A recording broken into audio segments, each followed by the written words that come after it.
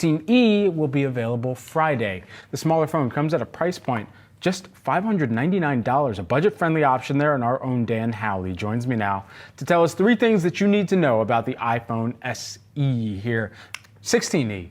16E, Brad. Get it right or pay the price. That's from... Not to be confused with the SEs out there. No. Yes. To salute your shorts quote, by the way, for all those old Nickelodeon watchers.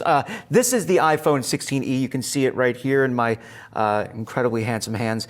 You'll notice that it does look like the iPhone 14 or older. Looking at that phone that you have there, Brad.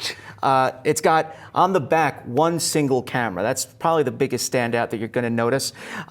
It doesn't have a wide angle, ultra wide angle, just a wide angle. It does have a kind of optical-like zoom. It's 2x, but it's nothing that's going to, absolutely blow you away. But there are a few things that I think are worth talking about as far as this phone goes, and that includes the fact that it comes with Apple's first C1 modem. The C1 modem is honestly not a life-changing difference for most users. I was running it on my phone. I was getting speeds in my apartment that were faster, frankly, than my home internet on Fios.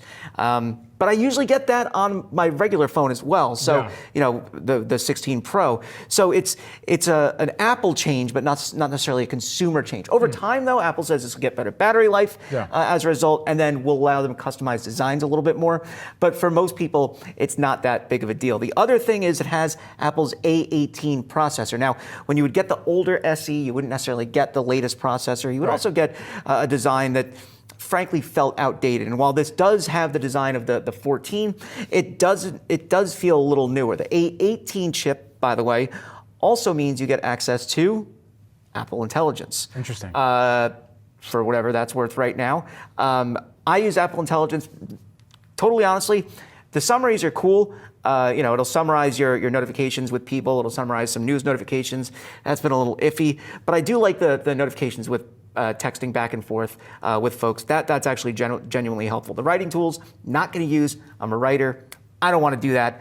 And I think some of the other tools aren't necessarily huge. I will point this out, though. Visual intelligence is pretty legit. I've used it because for Valentine's Day, I got my wife a bouquet because I'm the greatest husband on the face of the earth. And my friend had been like, well, just make sure nothing in there is poisonous to cats. So I used